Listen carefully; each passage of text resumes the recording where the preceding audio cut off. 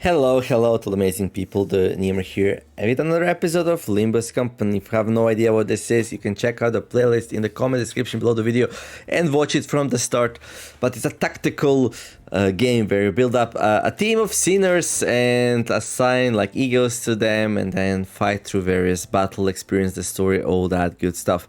Right now I'm going through the Christmas event. I'm a little bit behind on that, but well, you have 6 more days to finish it, and I certainly do like... Oh, we can also...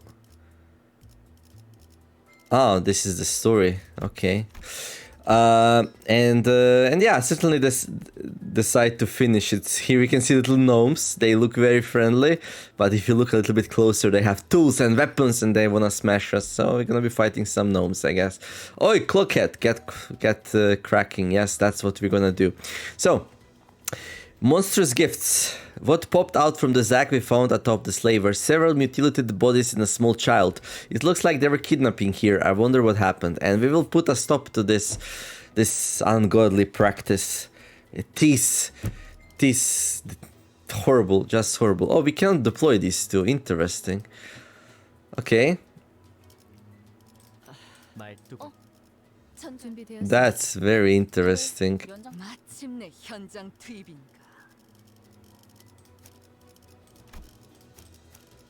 Because they're like in a different stage. I guess these will come looking for them to save them. Okay, let's see what happens. They're like, where are they? What happened to them? Oh, they didn't. Oh, they did. They went in there. Now we have to follow them. Your clothes are a little weird looking. I guess you're not from the village. Yeah, we're not from the village. We're from the...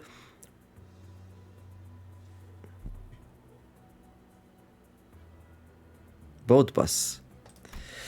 The child was dressed in torn and faded clothing. From the way she looked at us, I could tell that she found us rather fascinating, probably. She soon woke up, so that's a tip fellow there, I think. She soon woke up from her momentary shock. Anyways, thank you for saving me. My name's Crayon, and Clockwork Teeth. The kid pointed at me and backed away in terror. The hell are you talking about? That's Clockhead. My name's Dante. Clockhead, but I heard that Clockwork Teeth look like clocks. I guess I also heard that they don't show up this high. I've never seen a monster like that before though. Aha, but they are not a monster. This is none other than our very own Manager Esquire. Thanks for the intro, I guess. But I can't hear anything but the tick-tocking of the clock. Well, Manager Esquire has their reasons. Are thou unharmed? Yeah. Looks like the other people who were dragged here with me weren't so lucky though. The child looks at the mutilated corpses with a despondent look on her face. Don Quixote casts a sympathetic gaze. So they were all neighbors from thy village. Yeah, but our village will soon send the hunters to save us. As long as they can get here, they can. Hunters? I wasn't sure what exactly she was talking about, so I was about to ask her what she meant. But this reception hall storage room suddenly began to fill with gas of unknown origin. What's this now? Hop quick, hold thy breathing. An odd plume of gas, its hue red and green, begins to fill the room. This gas is the same gas from when I was kid. The 3 of them, including Crayon, passed out and slumped to the floor. Yeah, something like this has happened before, when we walked right into a full room of toxic gas which killed everyone. Looks like this gas only knocked them out though. That's a relief at least. Guess I should consider myself lucky that my clockhead isn't affected by these things. I gotta hide.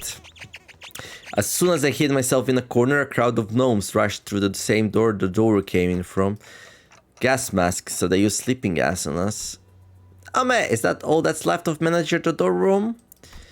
Ome, all that talk of snagging 3 top-notch raw materials, and now look at him, a pile of meat, Ome, 2 Ome, 3 Ome, all accounted for, I suppose, They're all fast asleep with thy sleep powder, so don't you worry yourself about harming the good Omes. Well, let's move the good Omes. They picked up Don Quixote, Heathcliff, and Crayon one by one and loaded them onto the sleigh. With that, they left, closing the door behind them. And through it all, I couldn't do anything but watch. Right, looks like this is my time to shine. I'll rescue the 3 of them.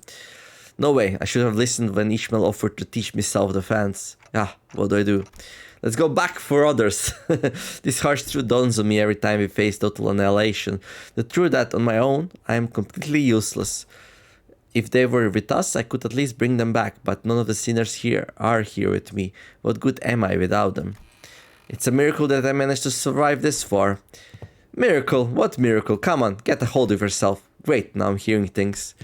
You're not hearing things, manager. We're finally here. We're really here. Do you even know what a mess it was up there when we realized that the 3 of you just vanished into the thin air? I bolted up and looked towards the voice. There, I saw another door. And from it, the rest of the sinners appeared one by one. Guys, oh boy, looks like I forgot about that slightly spoiled ingredient. I will inquire about this incident later, Dante. For now, command us in this battle. Yeah, we messed up. Oh, we've messed up bad.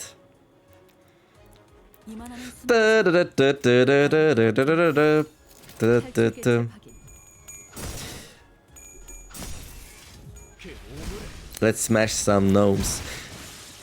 So yeah, Canto 5, Canto 5. What did I like, what I didn't like?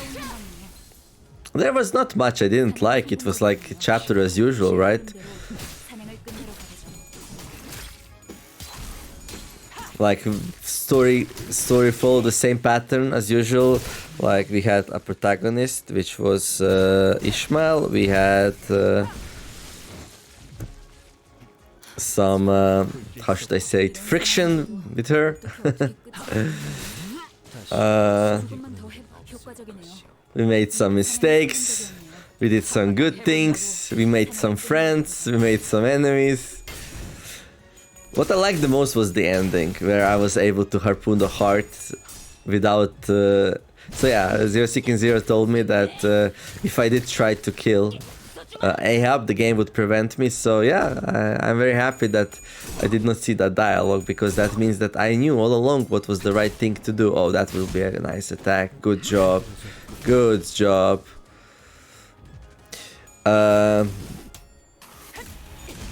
The dungeon was kind of linear, so that part I wish it was not. I actually enjoyed the dungeon where we had to like go off the beaten path and collect E.G.Os. Well, yeah, the E.G.O gifts, so we have a better chance at winning. So yeah, this one was very linear, so that I didn't like. Story-wise, though, it was like super interesting, traveling through the Vale and stuff. So yeah. I wonder what they do for the next chapter, though. If they mix it up a little bit. Okay, we got way more trinkets now that we have Otis with us. That's great. Attaching reunion.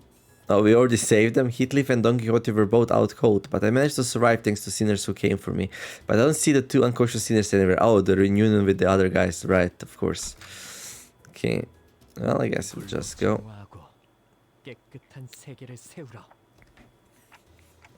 Thanks, everyone. How did you find me? We entered via the back door. Your signals were no longer detected from within the bus premises. Then, every sinner was immediately summoned from their respective rooms for their search. And so, soon after our break started, Dante, let's try not to do anything like that again, Even if you're the executive manager, rogue behavior such as this poses too great a risk. Please be wary of that. I'm so sorry. So how did you guys find us? I have deduced it. As of late, Heathcliff was in a constant state of uneasiness. Considering the nature of our circumstances, I conjectured that there was aught that he had to do before our arrival at the T-Corp. On the day in which the backdoor volatility siren echoed, Don Quixote made a relatively delayed return to the backdoor. And come the next day, she requested from me and Miss Faust an encyclopedia of common symbols used in the city. Yes, so Faust lent her a few volumes. Ever since receiving the volumes, Miss Don Quixote sat next to me and perused the pages with rather enthusiastic expression on her countenance, although I could not converse with her on account of my conditions. I do recollect that the following words were repeatedly uttered: cosplay, costumes, Zack. In some information, I surmise that means Don Quixote witnessed a series of symbols that caught her attention when the siren blared. And Faust was aware of the door in which those symbols were drawn. Based on that information, the sinners were able to find their way here. We engaged several entities of the corridor on our path to this door. Good thing we only ran into weaklings, though. An irreversible death of a sinner could have occurred in the process. Do you understand? Engaging hostile forces in your absence carries an exceedingly high level of risk. We could have been lost forever in some corner of corridors as bodies, never to be revived nor retrieved. Please comprehend the weight of your responsibilities and the risk your independent action carries. You must survive, Executive Manager, no matter what. Do I make myself clear? I've never seen Otis look at me like that. Her gaze was cold and ruthless. Your survival was a lucky coincidence, Dante. The sequence of those symbols are not supposed to be interpreted in such a haphazard manner. I'm really sorry, I don't know what else to say. I believe that is enough, but... And E.G.O, yes. Don Quixote, Heathcliff, where's the pair run off to? Oh, that's... I told him exactly as the events transpired. Seriously, how'd you three even manage to survive this far? Alright, Manager Butt, I'm sure we heard enough from the others, so I won't say more. But where exactly are we? Hey, which district is this? This is cold. We must be somewhere in one of the northern districts of the city, or... We are not in the city. What do you mean? I mean that we are not in the city. Those intelligent organisms called gnomes are part of a species surviving in the outskirts, commonly known as monsters of the outskirts. Monsters again? After all that we faced at the lake? They weren't exactly like whales though. We could communicate with the gnomes. They were just like people except smaller. So we're in a completely different region of the outskirts. I would have liked to explore the area if circumstances permitted. Look, the structure seems to have been custom built for the gnomes, considering how small everything is here. This is the outskirts, we can go back, right? As long as the door we entered through remains open, yes. It is open for now. What if it closes? Then an unexpected journey begins. We will have to trek the distance from outskirts back to the city, which will be a significant endeavor in both time and effort. Isn't that a bit dangerous? Where's this sound coming from, eh?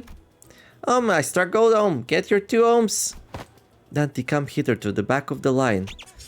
The door slammed open and gnomes began flooding into the room. We prepped ourselves for battle. Dum dum da da da dum dum da da da dum dum da dum dum da dum da dum. Right, this one has like a shadowy gnome. No, this one has like a cleaver which has like not sharp, like how do we call that? Serrated cleaver. Yeah, there we go. Then 2 hammered gnomes, and they have big mouths and many teeth, and they look very, very hungry. But luckily enough, we can outdo them. But yeah, story. Oh, also, I'm quite intrigued by the ending, where Herman shows up and gets Ahab out of the water. That's so scary.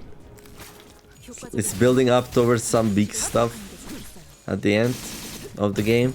So 5 chapters so far and 7 more to come. It's gonna be a long journey, a long journey. So yeah, with many interesting things on the way. I don't know, I didn't play like right after it was released. I don't know how buggy it was, if it was buggy when it released and stuff like that. But in general, I had a pleasant experience. Supposedly the final boss was nerfed. I guess people had troubles with it. That's unfortunate, I guess, but it's not really that big of a deal also, I think. Would be interesting to see the fight unnerfed, but like my time is like limited, and basically, yes, basically, yeah, I just have to take this thing in slowly, like episode here, episode there. Otherwise, this channel would become Limbus Company, and well, not everyone likes to watch Limbus Company. So, for everyone to be happy, we need to have like different content for different people. So it is what it is. So yeah, I can see their similarities with humans, but they certainly aren't humans. Except for the odd verbal quirk. Those monsters are impressively communicative. I don't even know if they should be categorized as monsters. The definition is often arbitrary. Some may call them monsters, yet others may call them members of a different size, sentient race.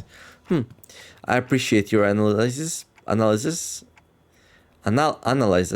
but we should probably get moving. We still know where the Heathcliff and Don Quixote are. You always say the right things at the right time, executive manager. Oh, it seems like she's over being mad at us. Exploring the outskirts our area will carry higher risk than our usual operation grounds. To ensure the manager's safety, we must first establish a more structured plan. Boom. Well, I'd say the easiest answer would be to leave the two of them, but the easiest path isn't always the right one. Ishmael kicked open the door the gnomes rushed in from.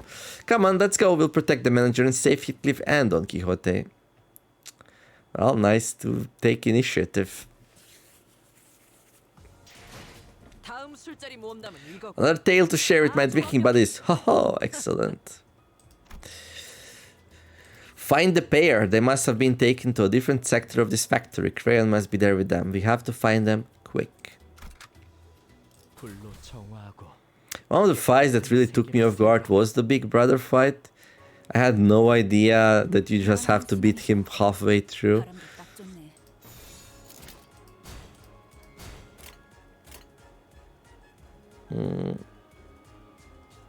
It's fine. So if I knew that, I would probably be done with it faster. So just like I struggled a little bit with... Oh, what was the name of the 3 or 4 chapter? Iseng's chapter. The fluorescent thing, I forgot the name. But as I struggled with that fight, I also struggled with the... No, we're not done in one turn. I also struggled in the same way. Oh, did I mess it up? I didn't defend even once. Whoops. Yeah. Don Bayek. Yeah, as I struggled with Don Bayek, I also struggled with...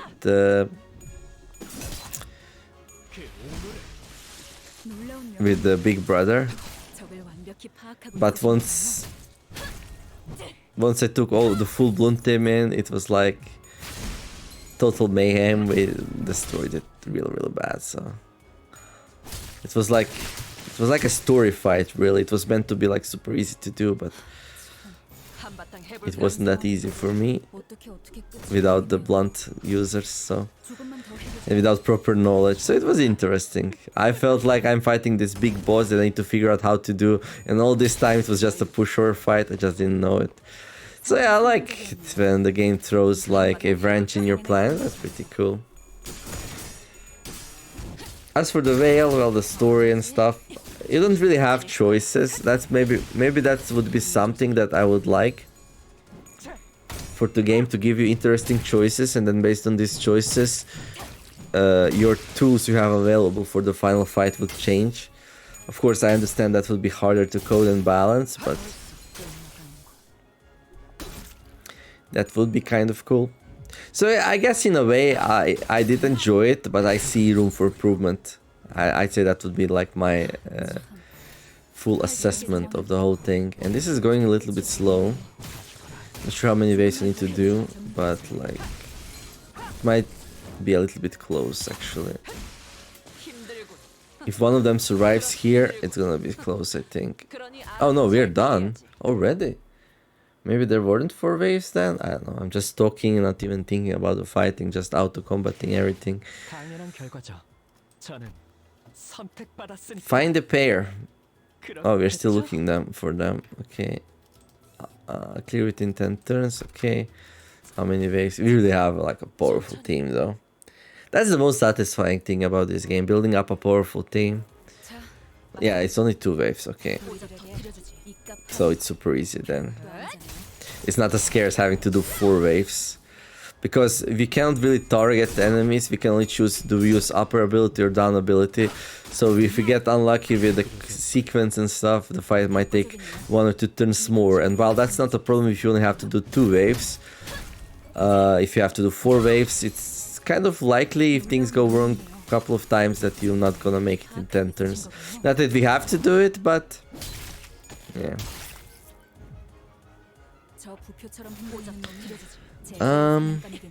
What else was there in the chapter? It was again a little bit of like those higher beings. That part is a little bit confusing for me. Like Damien and his people.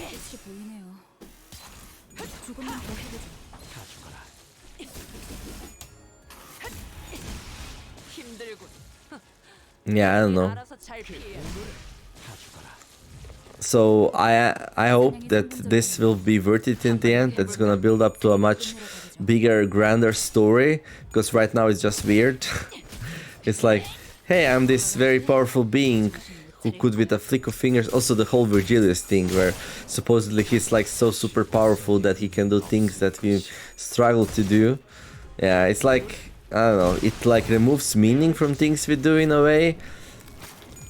But the game's still fun either way, but I don't know. It's weird.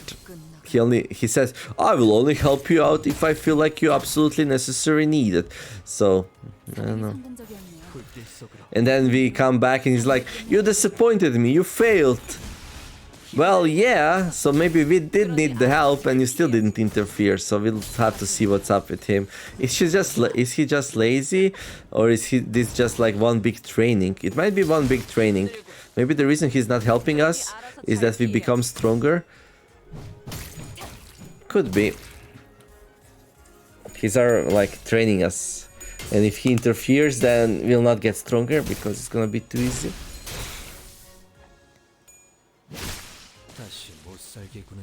But it might be a good idea that he at least goes with us then, no?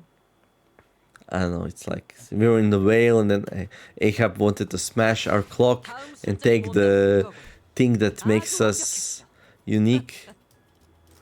Yeah, I don't know. The factory was much larger and much more complicated than it first appeared. Who are the gnomes making these gifts for and why? Well, for the little gnome children probably. If they were good, they get a gift from human limbs. So not that I have some time to look around out here. This facility appears to be a gift factory. I see, so there are factories like this that produce gifts. Christmas decorations everywhere. There's still some time until Christmas though. Yeah, like a year. Sinclair looked to the ground with a somber expression. I didn't need to ask to know how he was feeling. I wonder if monsters exchange gifts with each other. They didn't seem like the most hospitable sort. There is a possibility that they may be contractors for one of the wings in the city. I wanted to say no chance, but the city and the wings that we've experienced so far were... Yeah, I can see that. Yeah, there was a non-zero chance of that being the case. There's always a non-zero chance of everything being the case, by the way. That's just how the world is. Nothing's deterministic.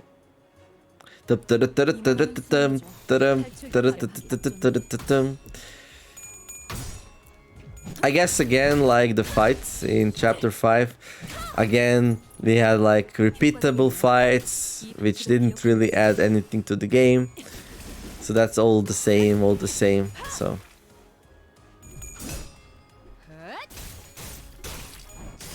And then I don't know, we had a hard fight somewhere in there other than Big Brother.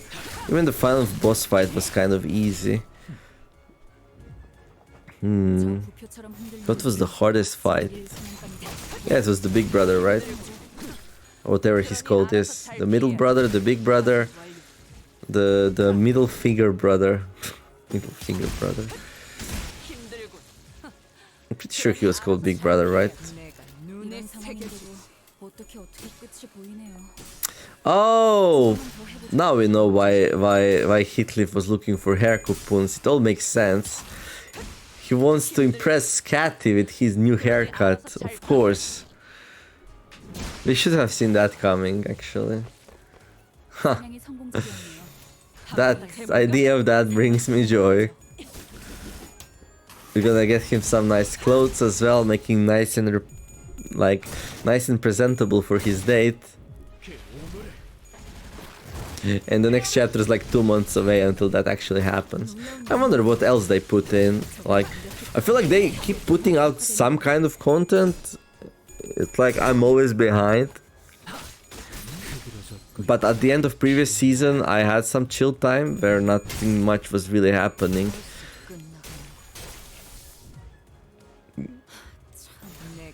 So I was just doing mirror dungeons and then extractions, doing videos about extractions. I guess I was doing RR2, but not really successfully. Yeah, there was RR2, right? It wasn't. Yeah, there was a peaceful moment before RR2 came out. Then once RR2 came out, then it was not anymore. But I was just like way too busy. After spending some time battling gnomes and trashing the gift factory, we soon realized that the gifts the conveyor belts were moving weren't your average gifts. Is that a foot? Is that a sign for the drawing of a foot? What's that doing there? This one is adorned with a depiction of an eyeball.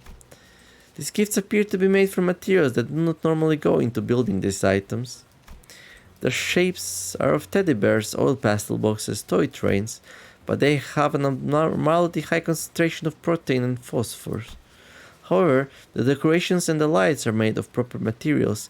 They must have salvaged the waste expelled from the city. It's obvious, GMFH. Gifts made from humans.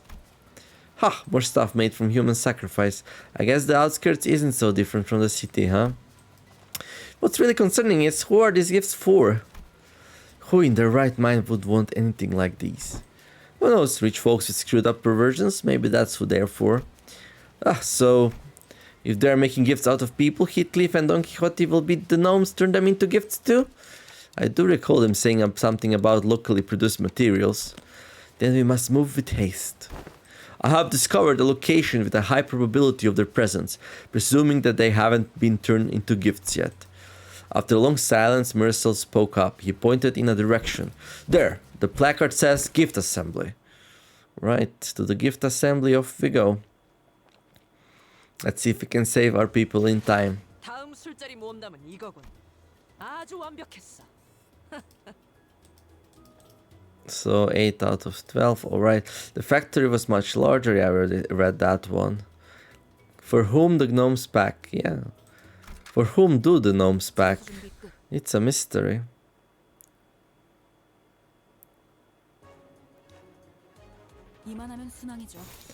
It is a mystery. Mystery indeed.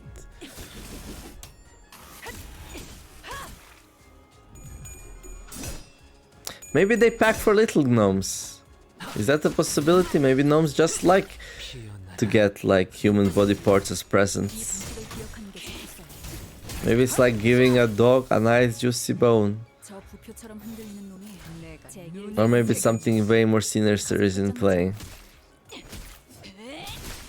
This game is not afraid of, though, to do absurd things. That's one of the charms about it. Doesn't pull back its punches. A lot of gore in this universe. Yum yum. A perfect command. Yes, Ishmael, I do give perfect commands. I click my button really well. Yeah, I think E.G.O regrets Faust turned out to be pretty powerful, better than the one who grips, maybe. I guess it would depend on like what the enemies are weak to, though. Which one would be better at the end of the day?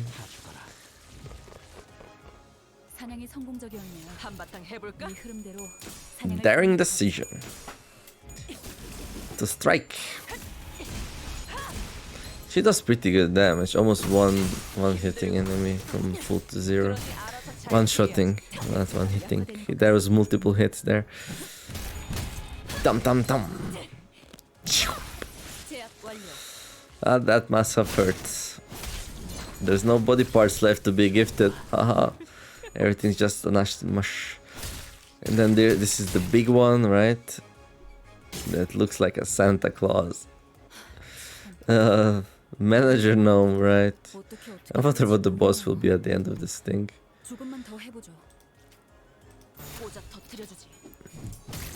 Probably something super weird.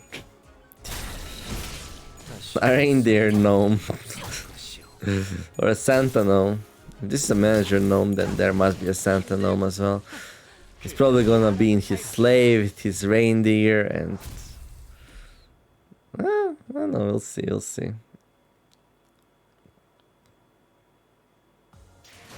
당연한 결과죠. Okay, how are we doing with 선택받았으니까. gifts? 그렇겠죠? So we have 1.6k. Oh, soon we'll be able to unlock the thing.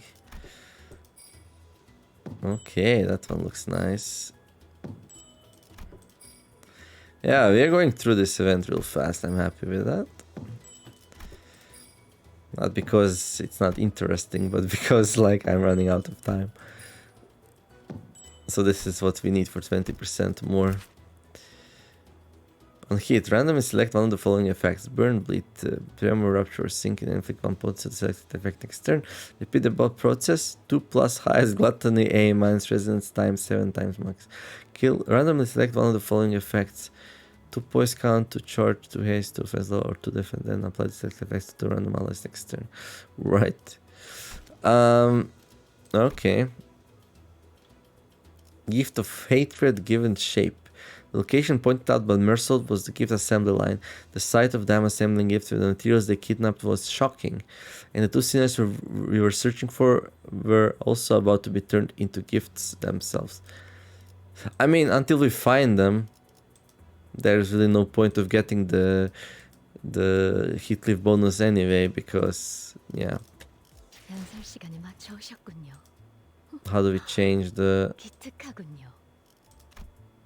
thing? Oh, there we go.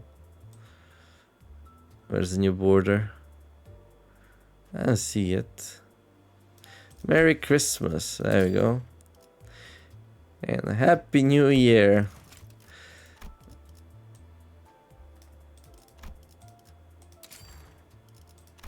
Oh, that's very flashy. Oh my.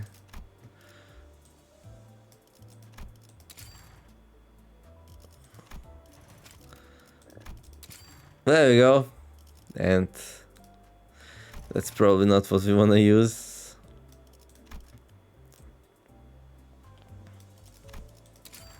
There we go. I'm doing the event as well. Isn't that just wonderful? Okay, well, that's gonna be it for this episode. Hopefully you enjoyed it. If you did, don't forget to like and subscribe. I wish you all to have a wonderful day. Do some nice things, be kind to each other, and let's make the world a better place together. Thank you all for watching, and I will see you in the next episode of Limbus Company. TheNeomare signing out. Bye bye.